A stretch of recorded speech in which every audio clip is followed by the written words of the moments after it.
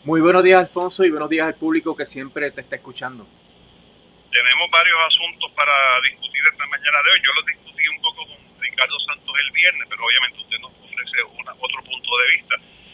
Esta situación del presupuesto de Luma, esta gente supuestamente tiene calibre internacional, pero están continuamente cambiando. Ahora lo que proponen es que tenían presupuestado una cantidad y no es que la van a bajar, porque nunca dicen, no, es que sobreestime, es que siempre subestiman y siempre tienen que venir a pedir más dinero. ¿Qué es lo que está ocurriendo? Mira, el problema hay que analizarlo desde su raíz. Cuando se anunció la intención de privatizar la parte de la transmisión y distribución de energía aquí en Puerto Rico para favorecer a Luma, pues evidentemente se explicó que cuando tú metes al capital privado, al interés de los accionistas, en el negocio de proveer un servicio esencial como es la energía eléctrica, el pueblo siempre es el que va a perder. Porque primero el gobierno neoliberal, ¿verdad? Que fomenta este tipo de políticas, quiere beneficiar este capital extranjero porque los que están como funcionarios en el gobierno obtienen beneficios directos e indirectos de la privatización. Porque sabes que Luma está llena de personas afiliadas al Partido Nuevo Progresista, porque si la Autoridad de Energía Eléctrica fue una fuente de empleo para los partidos que estaban en el poder, Luma está cumpliendo esa misma función. Entonces los políticos que favorecen la privatización crean nuevas relaciones, obtienen unos beneficios indirectos, como por ejemplo que le consigan trabajo, que le consigan contratos en otras entidades, otras compañías, y ese círculo vicioso donde el político se beneficia y la compañía se beneficia, pues a quien afecta es al pueblo. O sea, la privatización de un servicio esencial es tremendo disparate y ya lo estamos viviendo. Fíjate que ellos llegaron aquí con las promesas de que iban a bajar el costo de la energía eléctrica, y ha sido todo lo contrario.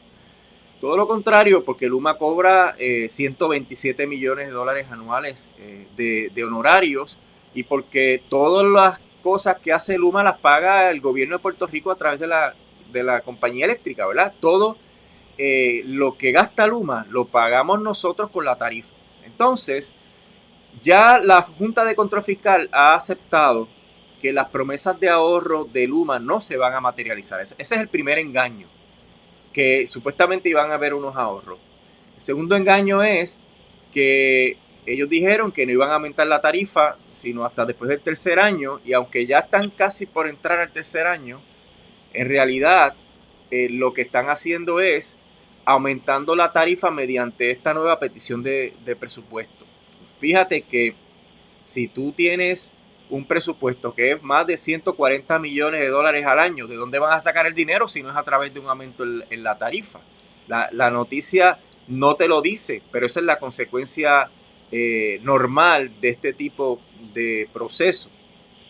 Pero esto es aparte de lo que la Junta pretende hacer con la autoridad en el proceso del plan de ajuste de la deuda, donde estamos hablando del cargo fijo y el cargo volumétrico, ¿verdad? Que configuran este cargo híbrido, que va a generar un aumento eventualmente entre 4 y 6 centavos por kilovatio hora, lo cual implica un aumento dramático adicional a lo que Luma está pretendiendo en este momento.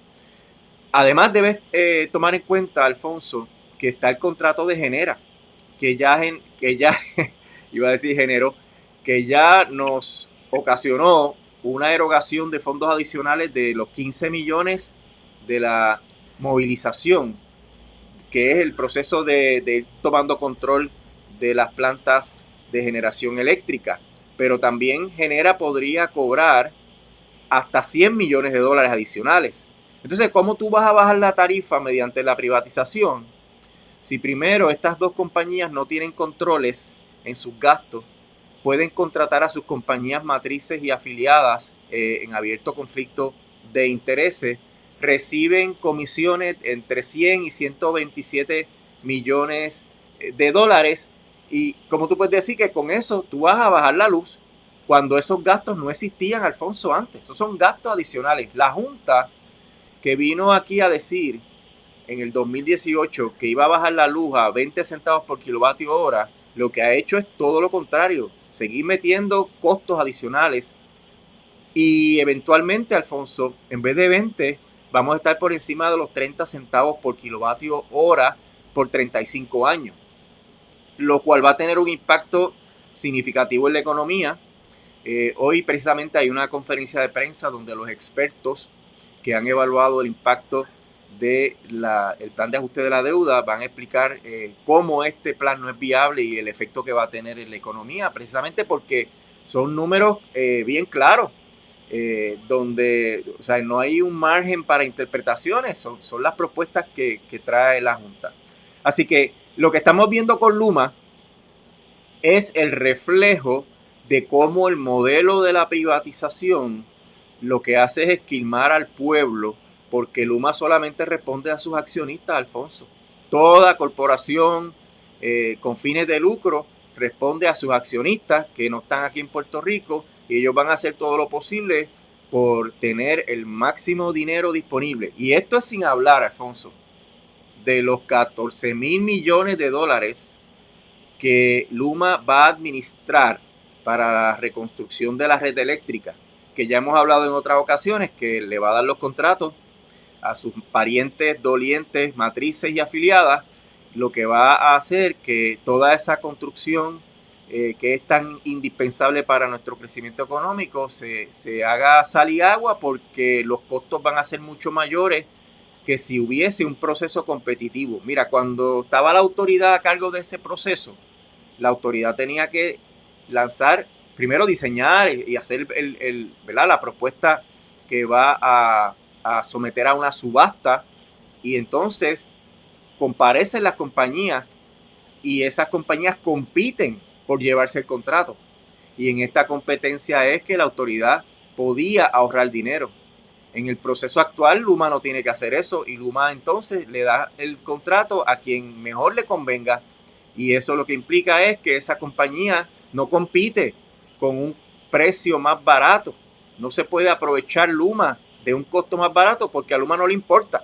Así es que esto lo que va es a seguir generando problemas financieros para la autoridad por esta falta de control de gastos, y no se va a poder completar la red eléctrica con los 14,000 millones de dólares. De hecho, en el caso de Título 3 hay una gran controversia, porque se sabe que los 14,000 millones no dan, y se sabe también que el cargo híbrido no es para eso, y que si el consumo de energía sigue bajando como todo el mundo proyecta, incluyendo la Junta de Control Fiscal, pues cada vez va a haber menos dinero para las operaciones y el mantenimiento, y mucho menos para las mejoras capitales que hacen falta para completar la red.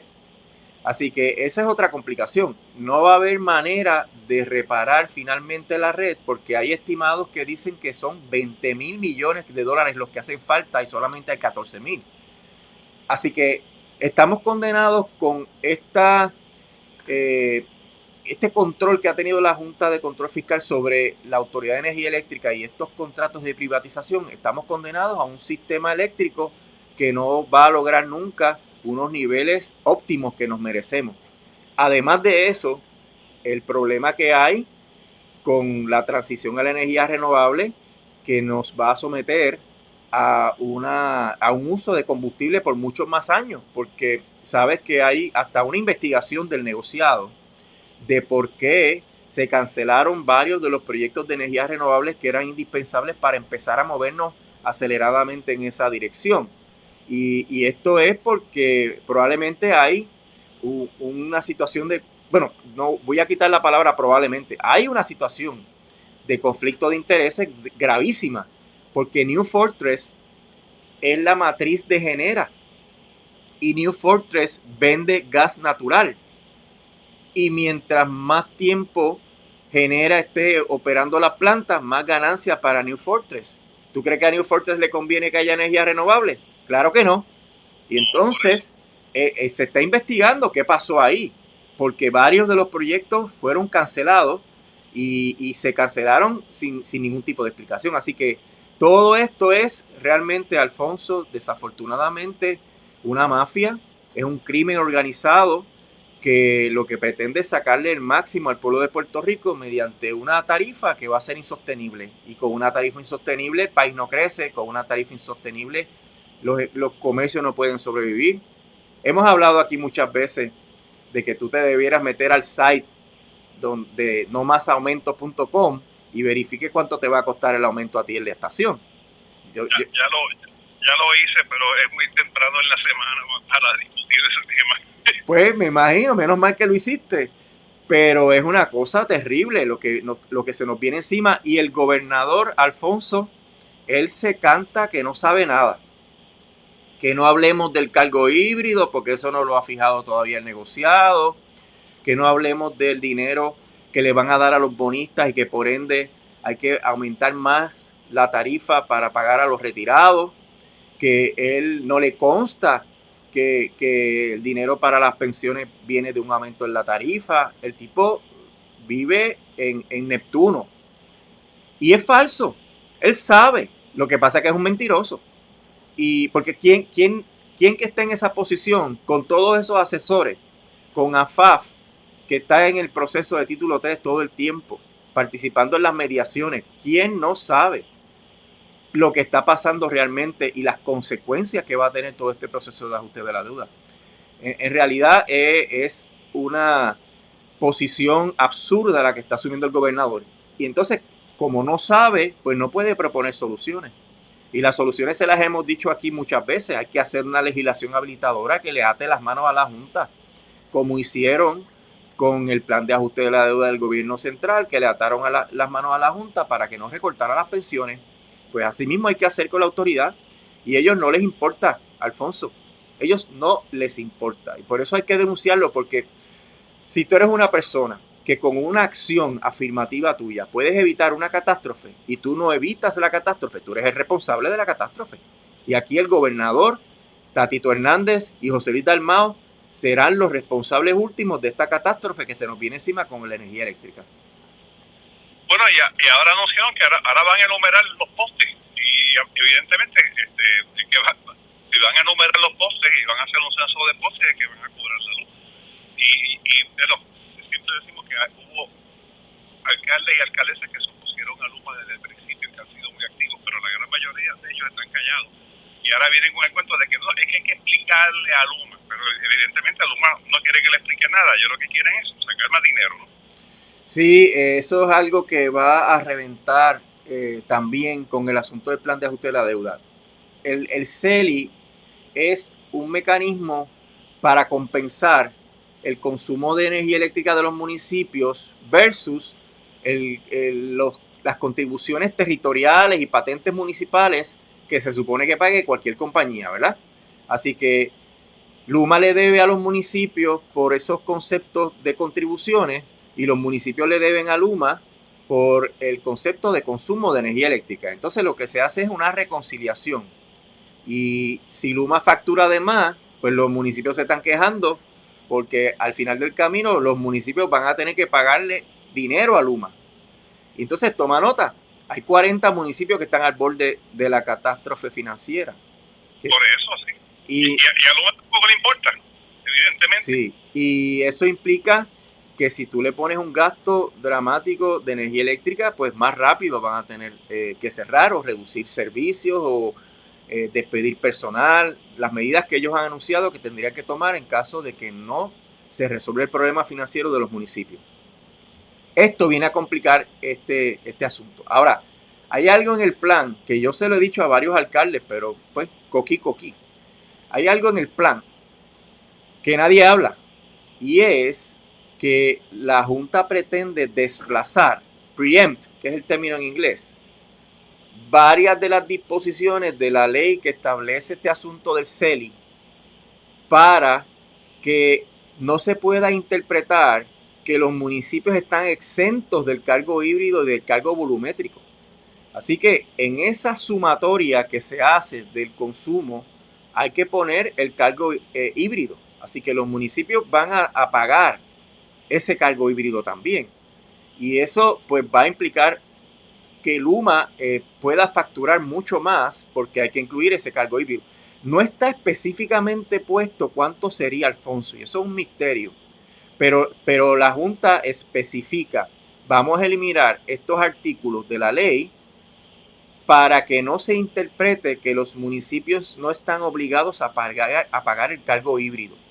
Así que los alcaldes se pongan para su número, porque es previsible que cuando todo esto, pues el polvo se disipe y uno pueda ver más claramente, en la factura de Luma le estén cobrando entonces el cargo híbrido, que va a aumentar, porque acuérdate que hay una porción fija que podría ser algo que los municipios puedan abordar, pero el cargo volumétrico, que es el que depende del consumo, ahí es que los municipios podrían afectarse mucho, porque va a ser mucho dinero, porque los municipios consumen mucha energía eléctrica.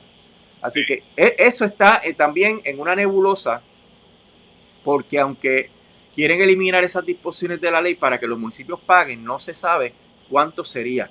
Yo supongo, Alfonso, que la Junta está considerando que cuando bajen los ingresos de la autoridad y no dé el dinero del cargo volumétrico para pagarle a los bonistas, pues entonces se lo ponen a los municipios. Yo creo que podría ser como que un plan B en el caso de que bajen los ingresos por razón de la baja en la demanda y que entonces se apriete el proceso de cumplimiento del plan de ajuste de la deuda porque no haya suficiente dinero y entonces vayan a buscar otras fuentes de ingresos en esos clientes que son los municipios.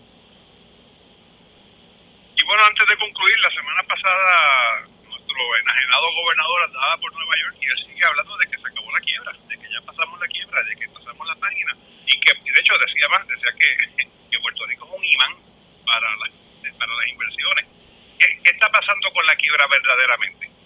Mira, la quiebra se complica cada vez más porque hoy se supone que empiecen unas mediaciones entre los bonistas, la Junta y AFAF. Con esto, lo único que podría resultar con un nuevo acuerdo es que aumenten más el cargo híbrido, porque los bonistas quieren más y los bonistas no aceptan que eso es lo máximo que puede pagar el país, el pueblo de Puerto Rico. Y aquí hay un problema, es que lo que ofrece la Junta es demasiado. Entonces los bonistas quieren más. ¿Cómo tú vas a llegar a un acuerdo si ya tú no puedes pagar más y el adversario quiere más dinero y la jueza te está presionando para que tú le des más dinero y se llegue a un acuerdo? Y entonces eso resulta entonces en que el proceso de cumplimiento sea prácticamente imposible. Así que hay un riesgo grande de que si la Junta llega a un acuerdo, el cargo híbrido aumente dramáticamente y que se ponga entonces peor la situación. Pero por el otro lado, también está próximo a empezar el proceso de la estimación del el monto total del crédito no asegurado de los bonistas. Tú sabes que la jueza resolvió que lo único que tienen asegurado los bonistas es lo que estaba en las cuentas, que en el Sinking Fund, que era como de 16 a 20 millones de dólares. Pues ahora hay que estimar cuánto es lo que es no asegurado. Y aparentemente hay un rango, ¿verdad?, de posibilidades entre 0 y 2 billones de dólares. Así que en su momento podría ser necesario aumentar la cantidad de dinero que se le está asignando a los bonistas cuando la jueza resuelva cuánto es el crédito no asegurado. O sea que esto, en términos de lo malo que está la situación, no podemos decir que no se puede poner peor. Hay circunstancias que podrían hacer que aumentase aún más la tarifa que la Junta de Control Fiscal quiere imponer para pagar a los bonistas. Interesante. Bueno, es que usted me dice que la cosa se puede poner peor y uno piensa, pero ¿qué más peor se puede poner de lo que está ahora? Sí, y entonces ahí es que lo que dice el gobernador, que fue el pie forzado que me trajiste, de que pasamos la quiebra y de que Puerto Rico es un imán. ¿Cómo Puerto Rico va a ser un imán si el costo de la energía es mucho mayor que el costo de la energía en cualquier otro lugar en los Estados Unidos? Y prácticamente en Puerto Rico el costo es el doble de muchos de los lugares de los estados, ¿verdad? de Estados Unidos que tienen la energía más barata. Y el otro tema es que ellos dicen que son un imán, claro, para la gente que viene a evadir impuestos, para la gente que viene a hacer trampas aquí en Puerto Rico, a montar negocios de dudosa reputación, que es lo que ha ido saliendo poco a poco.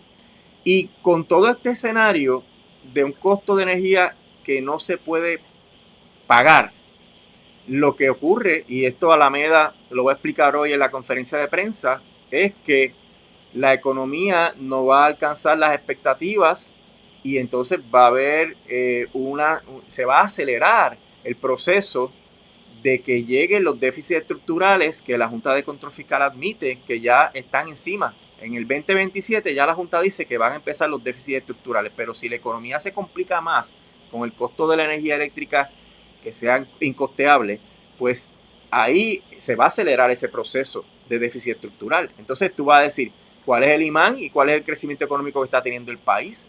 O sea, si Puerto Rico realmente estuviera en una bonanza, ya eso se estaría reflejando en el Producto Interno Bruto, ¿verdad? Y eso no está pasando. Los crecimientos son insignificantes o negativos.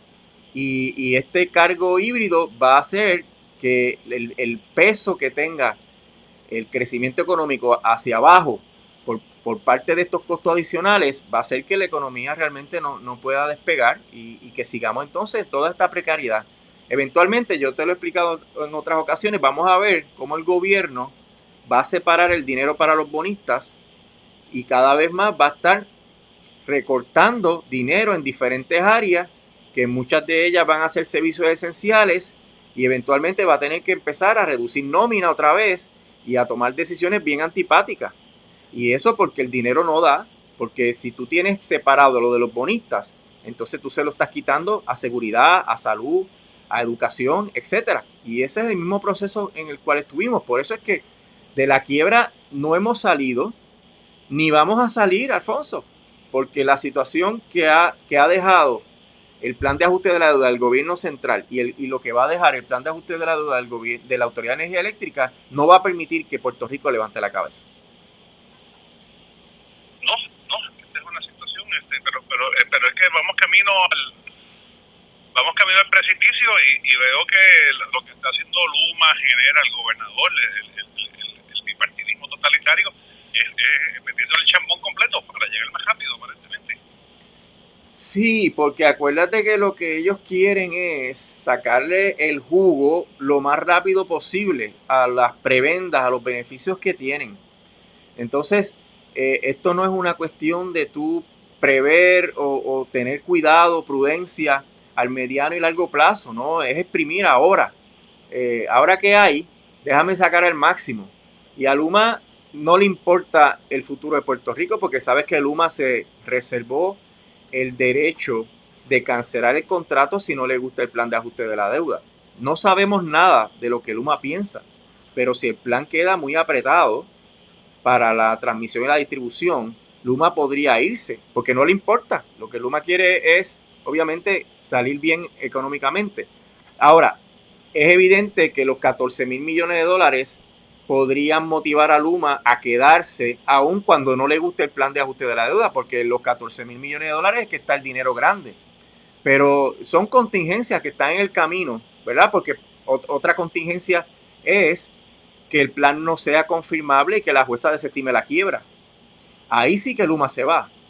Y eso está estipulado por la Junta de Control Fiscal, que si desestima la quiebra, Luma se va. Y probablemente Genera también se vaya.